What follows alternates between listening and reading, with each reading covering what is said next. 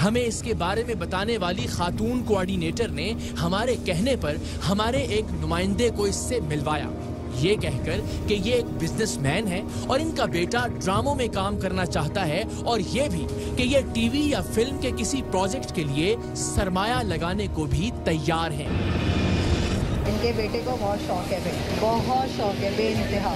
मैंने कहा हमारे यहाँ डायरेक्टर प्रोड्यूसर भी हैं, वो आ रहे हैं, फाइनेंसर्स भी हैं। कॉलेज पढ़ता नहीं है, हमारा कर दी, बस वो बोलता मुझे हीरो बनना है। उन्होंने मुझे कहा था मैं आपसे को मिलवा दूँ। मैंने कहा चलें, आप लोगों को फाइनेंसर्स वगैरह भी चाहिए होते हैं। मैंने कहा आप मिल लें चल के, तो मेरी इनसे बात हुई तो मैंने कहा चलें मैं मिलवा देती हूँ आज।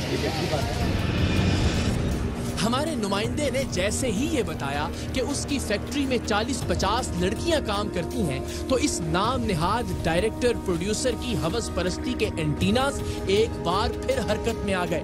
इसने फिलफौर अपना कार्ड हमारे नुमाइंदे को दिया और झट से उसका नंबर भी ले लिया। बाद में फोन पर इसने हमारे नुमाइंदे से कहा कि उसे मुख्तलिफ नए टीवी प्रोजेक्ट्स के लिए खवातीन की जरूरत है। अगर उसके पास काम करने वाली लड़कियों में से कोई ख्वाहिशमंद हो तो वो उसे इसके पास भिजवा दे। हमने फिलफौर एक और नौआमूज अदाकारा का इंतजाम किया और हमारा नुमाइंदा इसे लेकर मुख्तार असलम की मीडिया एकेडमी पहुंच गया। हमारा नुमाइंदा इस मुलाकात में मौजूद था, सो ये गुफ्तगू में हर मुमकिन एहतियात कर रहा था, लेकिन इसके बावजूद इसका जोर इसी बात पर था कि बोल्ड काम करोगी, कम कपड़े पहन लोगी, वगैरह वगैरह। आप किस हद तक बोल्ड काम कर सकती हैं, किस हद तक, यानी अपना जिस्म दिखा सकती हैं। मीडिया में वो आप बोलते थे ना, बोल्ड सीन यही होते हैं, आधे गले का लिबास पहनना, थोड़ा सा पेट नजर आता है जिस तरह होता है। अच्छा। जी, इसको कहते हैं बोल्ड। थोड़ा सा पेट नजर आया, यहाँ तक थोड़ी सी टांगें नजर आई, इसको बोलते हैं बोल्ड। ये पहली लड़की से भी यही सवाल कर चुका था कि बोल्ड काम करोगी, पेट बरहना कर सकोगी, और ऐसे सवालात जिन्हें टीवी पर नशर भी नहीं किया जा सकता। बोल्ड काम करोगी, कर सकती हो। साइज क्या तुम्हारा? आधा पेट नहीं कर सकती हो, इस तरह से कर सकती हो बोल्ड, उसको बिल्कुल। मैं आपको बता रहा हूँ ताकि शूट करिए, कितना चलेगा। सवाल ये था कि आखिर नीम बरहना करके इसने इन लड़कियों से पाकिस्तान के टीवी के लिए कौन सा काम करवाना था। ये बार बार बोल्ड काम की तकरार सिर्फ ये जांचने के लिए कर रहा था कि सामने वाली लड़की कितनी आसानी से इसका शिकार हो सकती है। सब गुफ्तगू कर लेने के बाद इसने हमारे नुमाइंदे की मौजूदगी के बावजूद लड़की से नाच कर दिखाने का कहा और खुद एक तमाशबीन की तरह कुर्सी पर बैठ गया।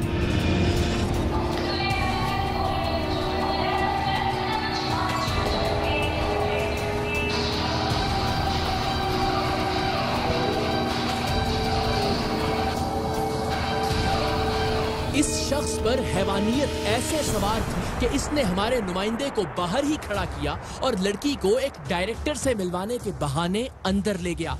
खुफिया कैमरा चूंकि हमारे नुमाइंदे के पास था, सो ये मनाजिर रिकॉर्ड तो नहीं हो सके, लेकिन आप सब समझ सकते हैं कि लड़की बमुश्किल अपनी इज्जत बचाकर बाहर निकली।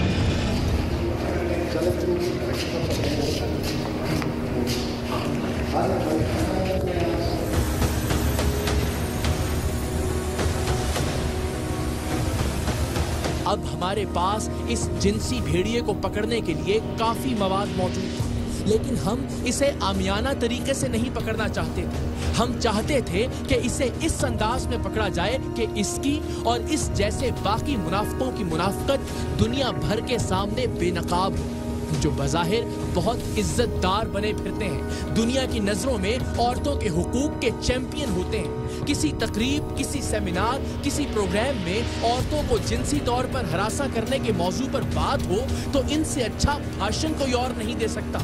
लेकिन हकीकत में ईंट सीमेंट की दीवारों के पीछे ये मजबूर लड़कियों का इस तरह इस्तेहसाल करते हैं जिस तरह ये अपने पास आने वाली लड़कियों का लिबास उतरवाने के दरपे होता था।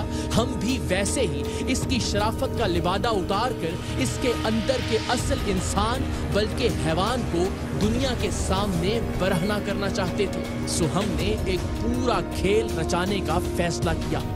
हमने ऐन उस वक्त आर्ट्स काउंसिल जाने का सोचा जब ये वहाँ मौजूद हो और हम ऐसे जाहिर करें जैसे हम मीडिया में मौजूद खवातीन के मसाइल पर एक प्रोग्राम रिकॉर्ड करने आए हैं। हम इस शख्स के इर्द गिर्द मौजूद लोगों से इस मौजू पर इंटरव्यू लें और फिर इससे भी यही सवाल करें कि मीडिया में आने वाली लड़कियों को जिनसी तौर पर हरासा करने के वाकयात का सामना रहता है और फिर देखें कि ये क्या जवाब देता है। हम जिस वक्त कराची आर्ट्स काउंसिल में दाखिल हुए ये कैंटीन पर हस्बे मामूल खवातीन के झुरमट में बैठा था। हमने प्लान के मुताबिक इसके साथ वाले मेज पर मौजूद लोगों से इस मौजू पर बातचीत का आगाज किया जिस मौजू की बुनियाद पर हम इसे पकड़ने वाले थे। आर्ट की जितनी भी असनाफ हैं उनके बारे में, चाहे वो ड्रामा है, चाहे वो थिएटर है, चाहे वो फिल्म है, चाहे वो म्यूजिक है, कि ख़वातीन इस माशरे में महफूज नहीं है यहाँ इस तरफ आते हुए। इसमें ज़रा अगर आप कुछ बेसिकली जब लड़की बाहर निकलती है तो लोगों के नज़रों में भी होती है क्योंकि उनको सपोर्ट नहीं होती बैक, तो इसलिए ये प्रॉब्लम से पैदा होते हैं। और ये किसी भी शोबे में हो सकती है, किसी भी शोबे में। लेकिन बदकिस्मती ये है कि हमारे फ़नून लतीफ़ा के शोबों से ज़रा ये ज़्यादा मुंसलिक हो गया है अनफॉर्चुनेटली। हाँ बिल्कुल सही कह रहे हैं आप। जब लड़की बाहर आती है तो यकीनन उसके पीछे कोई कहानी होती है, क्योंकि फीमेल के लिए ज़्यादा प्रॉब्लम इसलिए होती है कि वो दोस्त नहीं बना सकती, ज़्यादा ताल्लुकात ज़्यादा पैदा नहीं कर सकती। लेकिन हालात इतने ख़राब, माहौल इतना ख़राब हो चुका है कि कुछ काम आसानी भी इख्तियार कर और उन हालात से फ़ायदा उठाने वाले लोग भी बदकिस्मती से हैं हर शोबे में। बहुत लोग हैं इसमें, ज़्यादातर वो लोग हैं जो कहते हैं मैं आपको हीरोइन बना लेता हूँ, कल आप सबसे टॉप की हीरोइन होंगी, फ्लेक्स लगे होंगे पूरे शहर में। तो वो आप क्यों परेशान हो रही है, मैं हूँ ना। इस तरह की बातें करने वाले बहुत ज़्यादा लोग, तादाद बहुत ज़्यादा है। बिल्कुल ठीक है। हम काफी देर मुख्तार असलम नाम के इस शख्स की मेज के इर्द गिर्द मौजूद लोगों से बात करते रहे ताकि इसे ये यकीन हो जाए कि हम उसे पकड़ने नहीं आए बल्कि जिनसी तौर पर हरासा किए जाने के हवाले से प्रोग्राम रिकॉर्ड करने आए हैं। और जब हम इससे यही सवाल करें तो ये बगैर झिझके खुलकर जिनसी तौर पर हरासा करने वालों के खिलाफ बात करे, हालांकि ये खुद भी उनमें से एक है। नई जो बच्चियां आ रही हैं या आना चाहती हैं, चाहे वो उनका शौक उनको लेकर आए, चाहे वो ज़ाहिर हालात की वजह से आना, उनके लिए क्या मशवरा आप देंगे एक सीनियर? उनके लिए मशवरा यही दूंगी कि देखिए काम करना चाहिए, काम से नाम पैदा करेंगे तो बात है। और आजकल तो लड़कियां ये चाहती हैं कि बस किसी तरह मैं आसमान पर चली जाऊँ, तो वो लड़कियां कभी कामयाब नहीं हो सकती हैं और वो डिप्रेशन का शिकार हो जाती हैं और उनकी इज्जत भी खराब हो जाती है, उनका माशरे में कोई नाम नहीं होता। लेकिन लड़की बेसिक जो लड़की का आपने जिक्र किया है तो लड़की बड़ी स्ट्रांग है। अगर देखा जाए लड़की माँ भी है, बहन भी है, मुकद्दस रिश्ते हैं, मुकद्दस रिश्ते उसके साथ हमारे। और वो जो कहते हैं कि आगे वो एकदम वो टॉप पर आ जाए, फौरन आ जाए, तो वो दूसरा रास्ता होता है, वो अच्छा रास्ता नहीं। और बच्चियों के लिए कि वो आराम से अपनी मेहनत करें, आस्ता आस्ता अपने एक स्टेप उठाएं। एकदम अगर आप आएंगे तो लाजमी बात है कि वो बुरे लोग तो हर जगह में मौजूद हैं।